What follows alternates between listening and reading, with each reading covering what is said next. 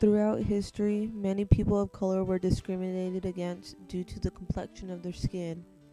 America was a bully and oppressed all minorities and immigrants who came their way. As time progressed, African Americans became the doormat that Americans walked all over. Blacks were the last to get hired and definitely the first to get fired. Being outcasted and labeled as slaves was the least of their worries. This was an era and world that did all things unimaginable. Africans were left to suffer at the hands of brutal beatings and lynchings.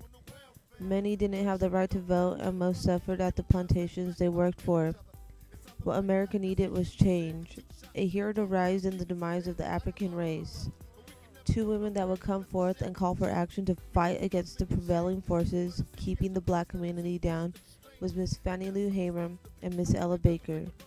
Fannie Lou Hamer was born on October 6, 1917, to Lou Ella and Jim Townsend.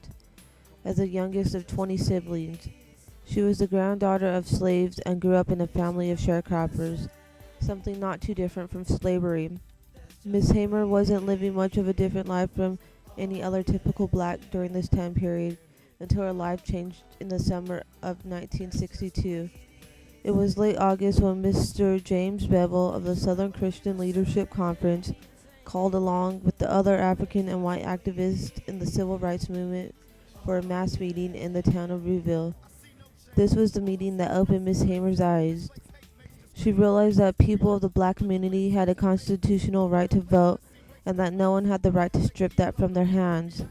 This was the beginning of Miss Hamer's long uphill battle. At the age of 44, her and 17 members of SNCC traveled down to the Sunflower County Courthouse in Indianola to register to vote. Her, along with the members, were met by violence. Although Fannie Lou failed her first attempt at registering to vote, she soon succeeded. This is only the first of many accomplishments she would attain in her short life. As field secretary of the SNCC, Miss Hamer circulated petitions to get food and clothing for the needy. She helped ignite the ignition that started welfare programs and cooked for volunteers who helped out the cause. None of this came easy to Miss Hamer. She was forced to leave her plantation and family behind and received death threats on a daily basis.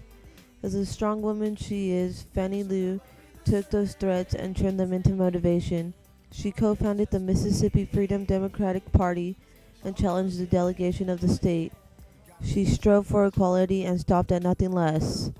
Another woman who fought alongside Miss Fannie Lou Hamer was Miss Ella Baker.